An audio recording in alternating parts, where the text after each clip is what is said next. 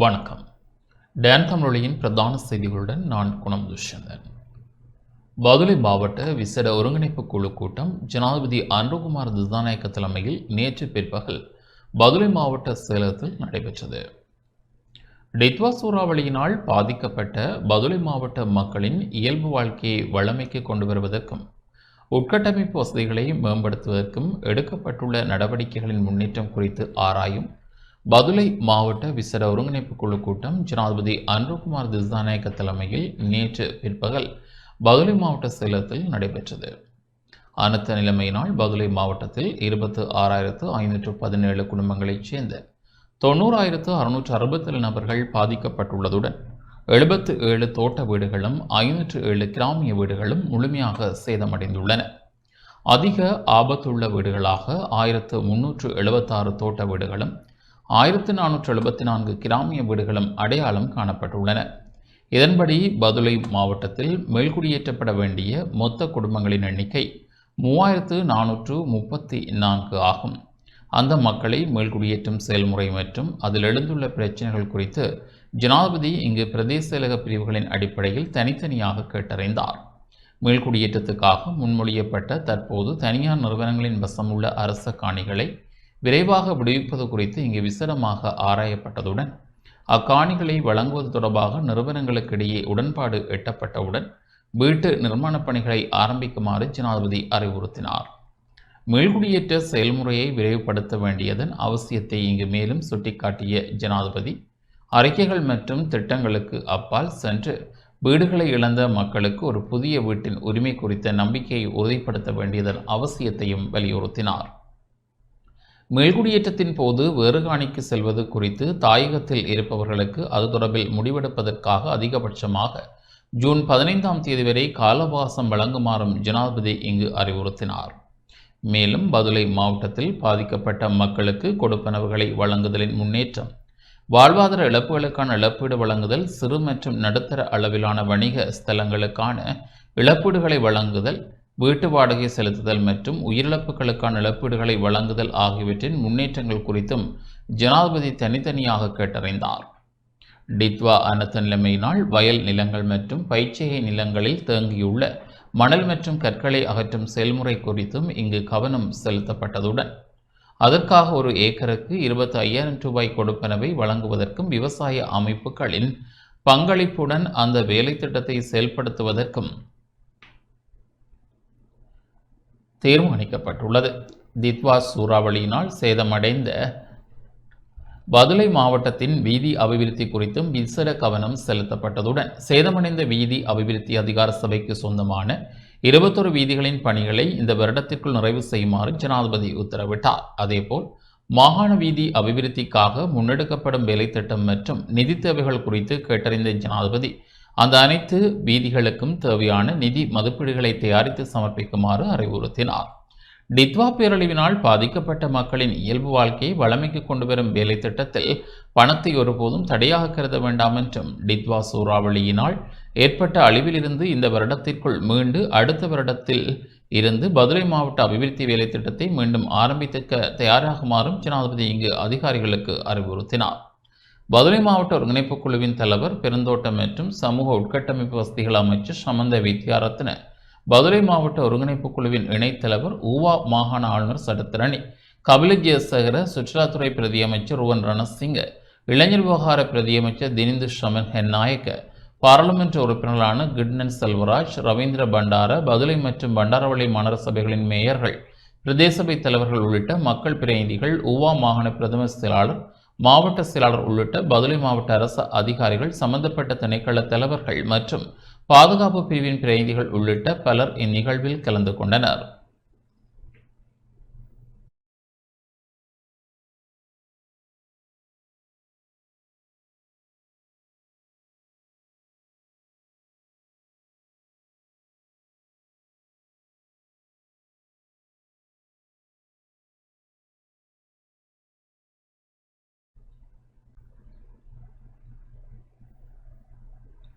நாடு முழுவதும் பெய்து வரும் கனமழை காரணமாக பிரதான நீர்த்தேக்கங்களின் நீர்மட்டம் வேகமாக உயர்ந்து வருவதை அடுத்து கடுமையான கடன் நெருக்கடியில் உள்ள இலங்கை மின்சார சபைக்கு பாரிய நிதி நிவாரணம் கிடைக்கப்பெற்றுள்ளது. தொடர்ச்சியான மழை வீழ்ச்சியினால் ராஜாங்கனை, லுணுகம்பேகேர, வெகரகல, தேதுரு ஓயா, நாலந்தா மற்றும் பேமெடில்ல உள்ளிட்ட 33 பிரதான நீர்த்தேக்கங்கள் பாய்ந்து வருவதாக நீர்ப்பாசன திணைக்களம் உறுதிப்படுத்தியுள்ளது. மகாவலி மற்றும் லக்சபான நீர்மின் கட்டமைப்புகளுடன் தொடர்புடைய நீர்த்தேக்கங்கள் நிரம்பி வருவதால் செலவு கூடிய நிலக்கரி மற்றும் அனல் மின் உற்பத்திகளை குறைத்து மிக குறைந்த செலவிலான நீர் மின் உற்பத்தியை அதிகரிக்க மின்சார சபை பொறியியலாளர்கள் நடவடிக்கை எடுத்துள்ளனர். ஒரு அலகு நீர்மின் உற்பத்திக்கு 5 ரூபாய்க்கும் குறைவாகவே செலவாகும் நிலையில் நிலக்கரி உற்பத்திக்கு 18 முதல் 25 ரூபாய் வரையும், டீசல் மூலமான உற்பத்திக்கு 40 முதல் 70 ரூபாய் வரையும் செலவாகின்றது. இதற்கமைய தினசரி தேவையில் 10 முதல் 15 மில்லியன் அலகுகளை நீர்மின்சாரம் மூலம் ஈடு செய்வதன் ஊடாக மின்சார சபைக்கு நாளொன்றுக்கு 350 மில்லியன் முதல் 950 மில்லியன் ரூபாய் வரை சேமிக்க முடியும் என மதிப்பிடப்பட்டுள்ளது. யாழ்ப்பாணம் வடமராட்சி பருத்தித்துறை ஆதார வைத்தியசாலை உணவகத்திற்கு நாடாளுமன்ற உறுப்பினர் ஜனா ரஜீவன் நேற்று கள விஜயம் மேற்கொண்டார்.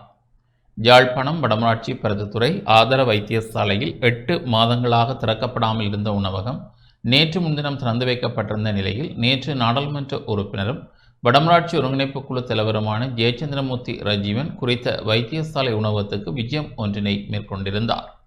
அங்கு நிலைமைகளை ஆராய்ந்ததுடன் உரியவர்களுடன் உரையாடலையும் மேற்கொண்டார். இதன்போது கருத்து தெரிவித்த நாடாளுமன்ற உறுப்பினர் ரஜீவன் பருத்தித்துறை ஆதார வைத்தியசாலை உணவகம் குறித்த விடயம் வடமராட்சி வடக்கு ஒருங்கிணைப்பு குழு கூட்டத்துக்கு கொண்டுவரப்பட்டதை அடுத்து அதனை விரைவாக திறந்து வைக்குமாறு கேட்டுக்கொண்டதற்கு இணங்க குறிப்பாக உணவகத்திற்கான ஒப்பந்த பணம் தெரிவிக்கப்பட்டிருந்த நிலையில் அதனை தாங்கள் குறைத்து வழங்குமாறு கேட்டிருந்ததாகவும் அதன் அடிப்படையில் நேற்று உணவகம் திறக்கப்பட்டுள்ளதாகவும் குறிப்பிட்டார். இந்த விஜயத்தில் கரவட்டி பிரதேச சபை உறுப்பினர்களான தானாஜந்தன், ரூபன், பருத்தித்துறை பிரதேச சபை உறுப்பினர் புலோலியூர் ரமணன் ஆகியோரும் உடன் இருந்தனர்.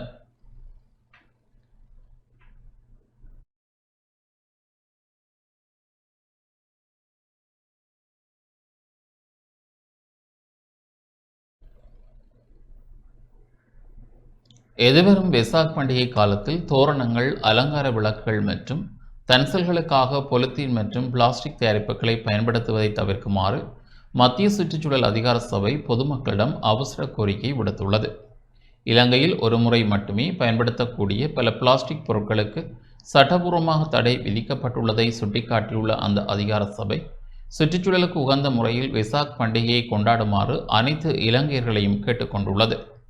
விசேட வர்த்தமானி அறிவித்தலின்படி பிளாஸ்டிக் உறிஞ்சு குழாய்கள், கோப்பைகள், தட்டுக்கள், கரண்டிகள், முட்கரண்டிகள், கத்திகள், மாலைகள் மற்றும் உணவுப்பொதி செய்ய பயன்படும் பொருட்கள் உள்ளிட்ட பல பொருட்களுக்கு ஏற்கனவே தடை விதிக்கப்பட்டுள்ளது.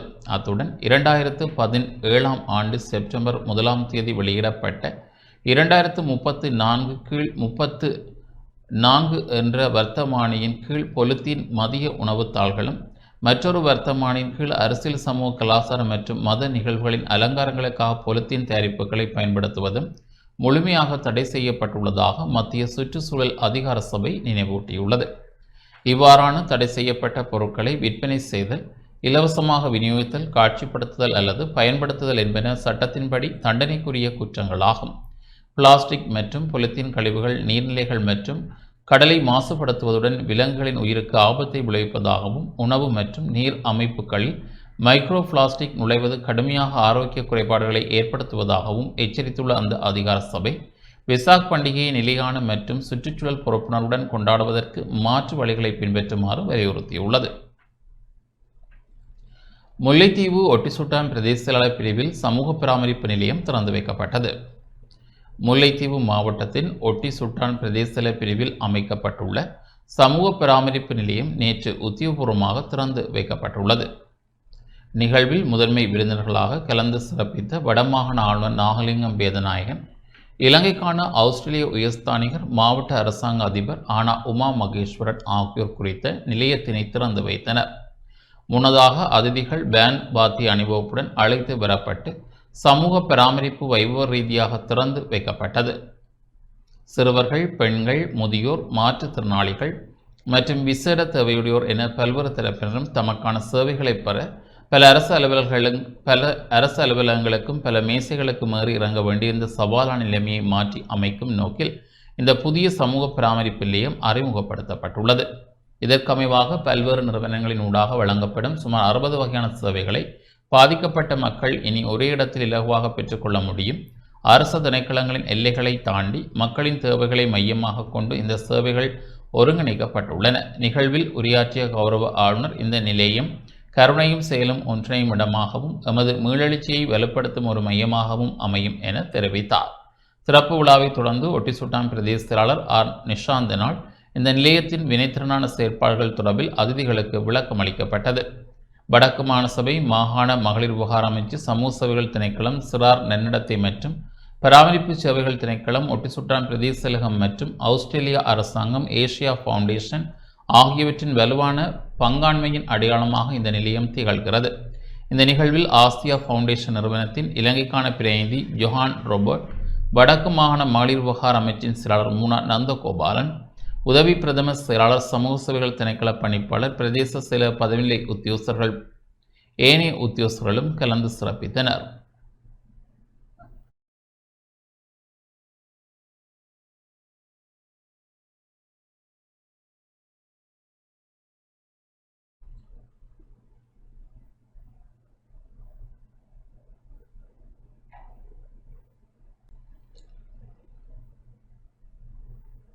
நிலக்கரி ஊழல் காரணமாக ஏற்பட்ட பாரிய நட்டங்களை இலங்கை பொது பயன்பாடுகள் ஆணைக்குழு அப்பாவி பொதுமக்கள் மீது சுமத்தியுள்ளதாக எதிர்க்கட்சித் தலைவரும் ஐக்கிய மக்கள் சக்தியின் தலைவருமான சைத் பிரேமதாச குற்றம் சுமத்தியுள்ளார்.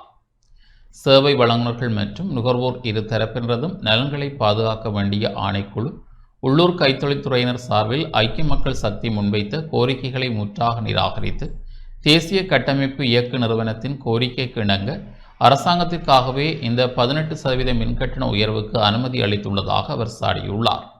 2002ஆம் ஆண்டின் 35ஆம் இலக்க பொது பயன்பாடுகள் ஆணைக்குழு சட்டத்தின் கீழ் மின்சாரம், நீர் மற்றும் பெட்ரோலிய துறைகளை ஒழுங்குபடுத்த இந்த ஆணைக்குழு அமைக்கப்பட்ட போதிலும் கடந்த கால அரசாங்கங்கள் நீர் மற்றும் பெட்ரோலிய துறைகளை இதன் கீழ் கொண்டுவரவில்லை என அவர் சுட்டிக்காட்டியுள்ளார்.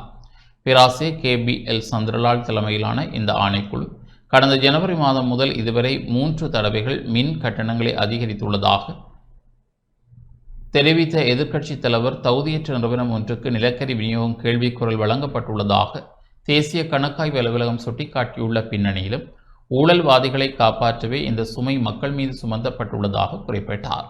நாடாளுமன்றத்தில் நம்பிக்கையில்லா பிரேரணை தோற்கடிக்கப்பட்டதை அடுத்து முன்னாள் எரிசக்தி அமைச்சர் குமார ஜெயக்கொடி மற்றும் அமைச்சின் செயலாளர் பேராசிரியர் உதயங்க ஹேமபால ஆகியோர் பதவி துறந்தமை ஆளும் கட்சியை காப்பாற்றும் ஒரு நாடகமே என அவர் தெரிவித்தார்.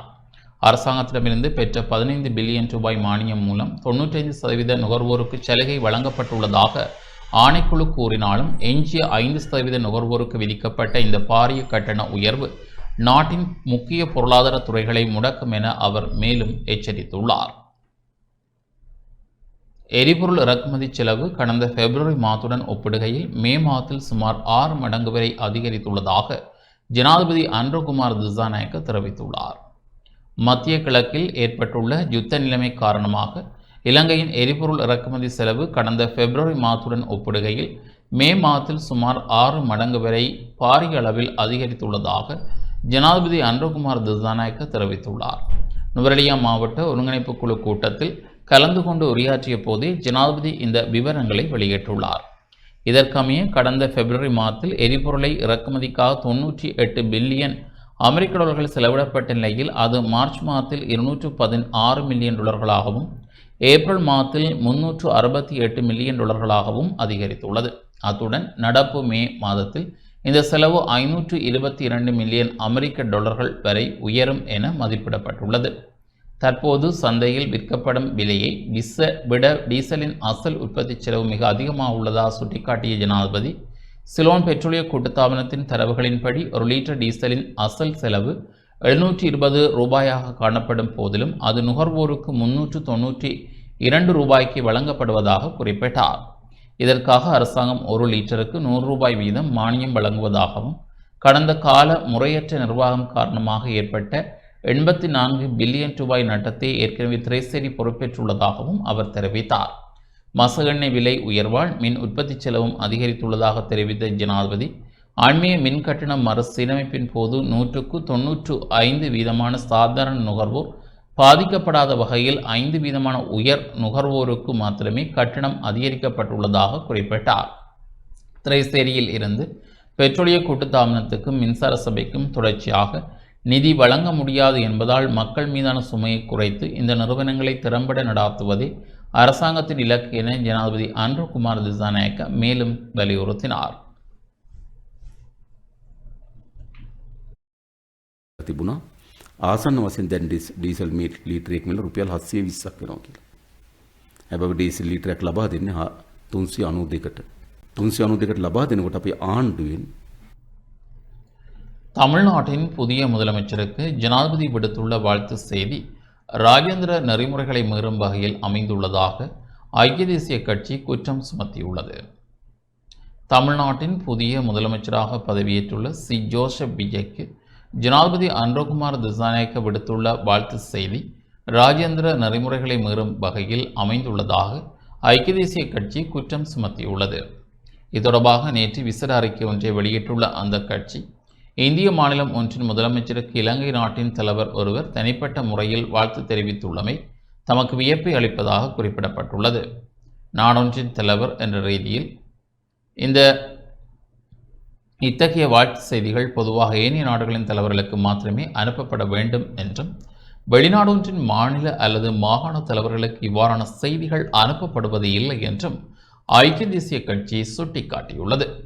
மேற்கு வங்காள முதலமைச்சராக பதவியேற்றுள்ள சுவேந்து அதிகாரி மற்றும் அஸ்ஸாம் முதலமைச்சராக பதவியேற்றுள்ள ஹிமந்த பிஸ்வா சர்மா உள்ளிட்ட அண்மையில் தெரிவான ஏனைய இந்திய மாநில தலைவர்களுக்கு ஜனாதிபதி ஏன் இவ்வாறான வாழ்த்துக்களை அனுப்பவில்லை எனவும் அக்கட்சி கேள்வி எழுப்பியுள்ளது. இலங்கைக்கும் தமிழ்நாட்டுக்கும் இடையில் ஆழமான வரலாற்று, கலாச்சார மற்றும் பொருளாதார தொடர்புகள் காணப்படுவதாக குறிப்பிட்டு பரந்த இந்திய இலங்கை உறவுகளுக்கு மத்தியில் இருப்பதாக கூட்டுறவை வலுப்படுத்துவதை எதிர்பார்ப்பதாக தெரிவித்து ஜனாதிபதி அன்ருகுமார் திசாநாயக்க முன்னதாக முதலமைச்சர் விஜய்க்கு வாழ்த்து தெரிவித்திருந்தமை குறிப்பிடத்தக்கது.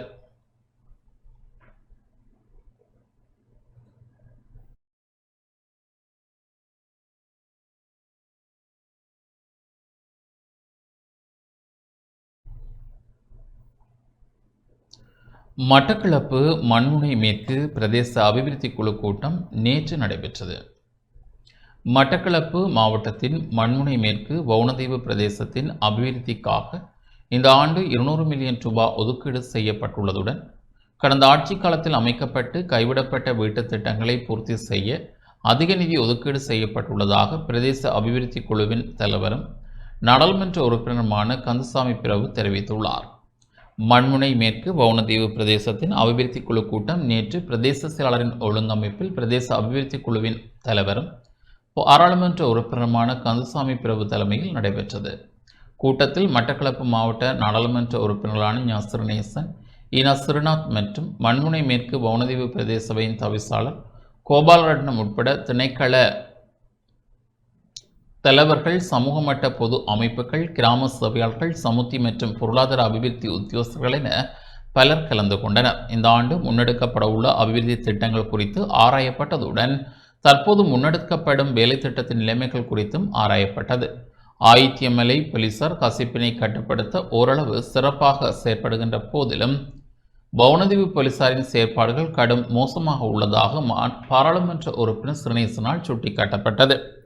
வவுணதீவில் இருந்து மட்டக்களப்பு நகருக்கு கசிப்பு கொண்டு சென்று வியாபாரம் செய்யும் அளவுக்கு கசிப்பு உற்பத்தி வவுணதீவில் கொடிகட்டி பறப்பதாகவும், இது தொடர்பில் பலமுறை தெரியப்படுத்தியும் போலீசார் முறையாக விசாரணைகளை முன்னெடுக்கவில்லை எனவும், இது தொடர்பில் முறையான விசாரணைகள் முன்னெடுக்கப்படாவிட்டால் பொதுமக்கள் பாதுகாப்பு அமைச்சரின் கவனத்துக்கு கொண்டு வரப்படும் எனவும் எச்சரித்துள்ளார். இதன்போது வவுணதீவு பிரதேச செயலர் பிரிவில் கசிப்பு உற்பத்தி அதிகரித்துள்ளமை தொடர்பில் விரிவாக ஆராயப்பட்டதுடன், கசிப்பு உற்பத்தியை தடுப்பதற்கு முன்னெடுக்கப்பட வேண்டிய செயற்பாடுகள் குறித்து ஆராயப்பட்டதுடன், இதனை தடுப்பதற்கு போலீசாரின் விசேட நடவடிக்கைகளை முன்னெடுக்குமாறும் அறிவுறுத்தல்கள் வழங்கப்பட்டன. வவுணதீவு பிரதேசத்தில் இடம்பெறும் யானை மனித மோதல்கள் குறித்தும் ஆராயப்பட்டதுடன், யானை மனித மோதலை தடுக்கும் வகையில் பிரதேச ரீதியாக முன்னெடுக்கப்பட்டு வரும் கட்டுப்பாட்டு கண்காணிப்பு குழுவின் செயற்பாடுகள் முன்னெடுப்பது குறித்தும் கலந்துரையாடப்பட்டன. இந்த பிரதேசத்துக்கு மாத்திரம் 200 மில்லியன் ரூபாய் பெறுமதியான வேலை திட்டங்களை முன்னெடுக்கப்பட்டு வருகின்றது. மிக நீண்ட காலமாக மக்களின் தேவையாக இருந்த வீட்டு திட்டங்கள் தற்போது மீண்டும் ஆரம்பிச்சிருக்கின்றோம். 10 வருடத்துக்கு மேலதிகமாக காலமாக இவர்கள் இந்த வீட்டு திட்டத்துக்கென நிதியினை எதிர்பார்த்து காத்திருந்தார்கள். தெரியும், சஜித் பிரேமதாச அவர்களின் அரசியல் தேவைக்காக உருவாக்கப்பட்ட இந்த மாதிரி வீட்டு திட்டம் இடைநடுவே அவரது காலத்துக்கு பின்னர் அது நிறுத்தப்பட்டிருந்தது. அதற்கு பின்னர் வந்த ஆட்சியாளர்கள் யாருமே எங்கள் மக்களை இது கொண்டு பார்க்கவில்லை, கண் கொண்டு பார்க்கவில்லை. ஆனால் தேசிய மக்கள் சக்தி அரசாங்கம் மீண்டும் 10 வருடத்துக்கு பின்னர் இந்த மாதிரி வீட்டு திட்டத்துக்கான நிதிகளை நாங்கள் ஒதுக்கி இருக்கின்றோம். பவனதேவி பிரதேசத்திலே அதிகமான வீட்டு திட்டங்கள் உருவாக்கப்பட்டு இடைநிடையே கைவிடப்பட்டிருந்தது. அதற்காக கூட இம்முறை நாங்கள் நிதி ஒதுக்கீடுகளை மேற்கொண்டிருக்கின்றோம். இத்துடன் இந்த செய்திகள் நிறைவு பெறுகின்றன. தொடர்ந்து நமது நிகழ்ச்சிகளுடன் இணைந்திருங்கள். வணக்கம்.